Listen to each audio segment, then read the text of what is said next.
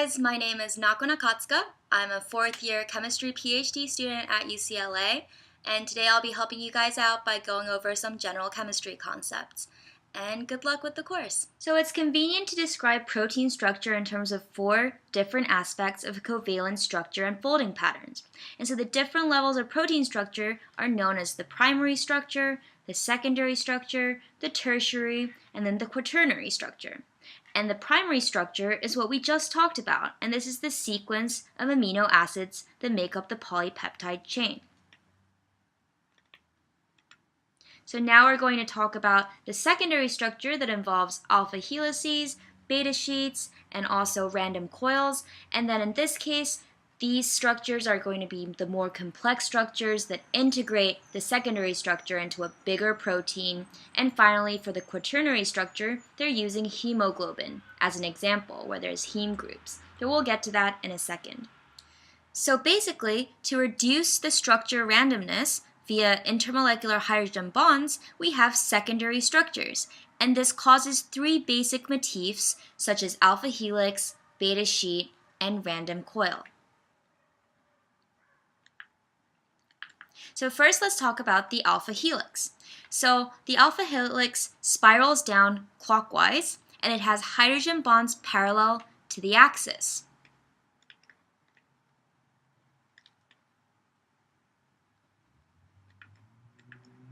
In addition, the side chains of the amino acids point out from the center.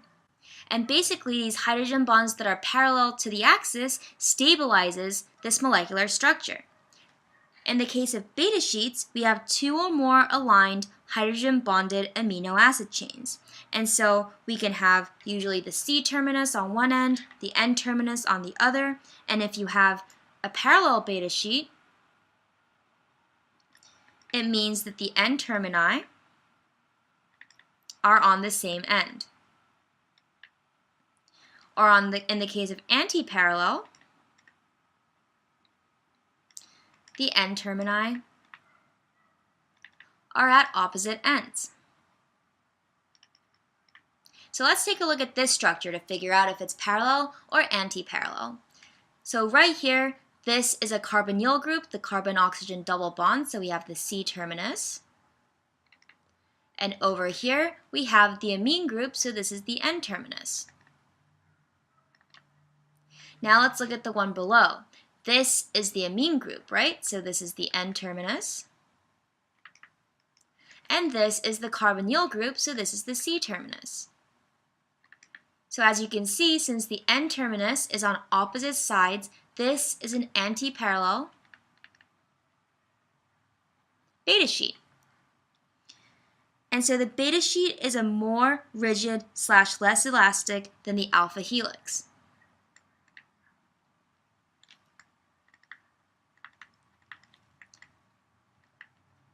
And these properties arise from the hydrogen bonding patterns. And beta sheet is a significant component of keratin, which is found in hair and wool, as well as silk. On the other hand, if you have random coil, this is when the orientation among the residues are not fixed. So basically you get a random coil that doesn't have any particular structure. So for secondary structures that minimize the randomness of all the amino acid chains, we have alpha helix, and beta sheet, which is more rigid than the alpha helix, and finally random coil. So for the tertiary structure, this is when the alpha helix or beta sheet is folded in a specific 3D shape. And this is stabilized by various interactions among R groups of the polypeptide chain. And so this is a 3-dimensional atomic position, and the aspects of protein structure is determined by the side chain composition. And so this is also a response to the environment, because the side chain orientation depends on the environment that the molecule is in. And so, for example, if you have hydrophilic side chains,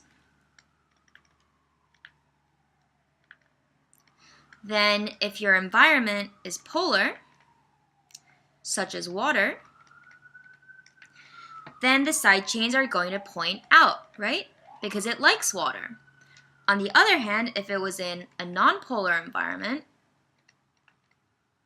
for example, the core of a cell membrane, just like we drew those phospholipid bilayers before, where the hydrophilic head groups are facing the water and the hydrophobic tail creates this nonpolar region. In this case, the hydrophilic side chains would be pointing in, away from the nonpolar. On the other hand, if you had hydrophobic for the side chains, then in a polar environment, it's going to be pointing in, and in a nonpolar environment that it likes, it's going to be pointing out. So if you look at this diagram right here, there are some particular interactions that occur for the tertiary structure. And so one of them is hydrogen bonding between R groups. Another is hydrophobic interactions, the clustering of hydrophobic groups away from water, as well as van der Waals interactions. And so this purple line is the polypeptide backbone, and these are indicating some examples of the R groups interacting with one another. So in this case, these methyl groups interact to cause a hydrophobic pocket. Another one is disulfide bridges, and this forms a loop within one chain or bonds two separate chains to one another. And this is often found in molecules such as insulin and keratin and others.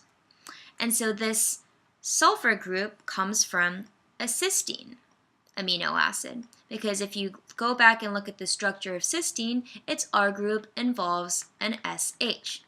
And so the two SHs come together to form this disulfide bridge. Also, you can have an ionic bond occurring between the two R groups. In this case, you have this NH3+ from one of the amino acids, and also this O- from this COOH group from another amino acid. So again, the tertiary structure is the arrangement of atoms in space in a 3D structure with the interaction between each of the different alpha helices or beta sheets that make up the structure. Finally, we're at the quaternary structure, and in particular, I wanted to talk about hemoglobin. So the quaternary structure consists of an association of two or more subunits by non-covalent bonds. And so these subunits can be proteins, carbohydrates, coenzymes, etc. And for large surface areas, these non-covalent forces can have significant magnitude. So if you look at this diagram right here, this large quaternary structure is composed of subunits of this alpha chain, this other orange chain, this beta chain, and this beta chain, and you can see the amino acid moieties that are interacting. So hemoglobin, which you guys probably know is an iron-containing oxygen transport protein in red blood cells for all vertebrates, is often shown as an example for a quaternary protein structure. So hemoglobin has a quaternary structure that's characteristic of many multi-subunit globular proteins.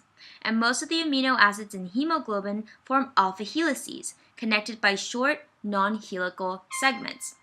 Hydrogen bonds stabilize the helical sections inside this protein, causing attractions within the molecule, folding each polypeptide chain into these specific shapes.